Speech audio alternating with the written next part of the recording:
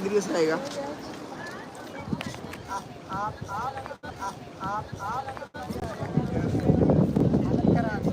तो दोस्तों फिलहाल अभी हम लोग मौजूद हैं सोमनाथ मंदिर, जो कि आपके पड़ता है गुजरात के वेरावल में।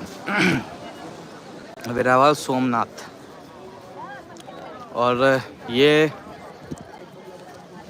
ओशियन व्यू पॉइंट बनाया गया है और हमारे सामने मौजूद है समुद्र, अरब सागर जिसे कहते हैं।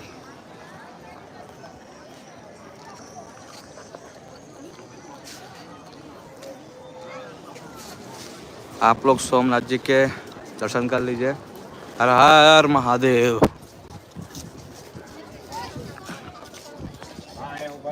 લાઈન માં એટલે પેલા ફોટો પાડ લે પછી આગળ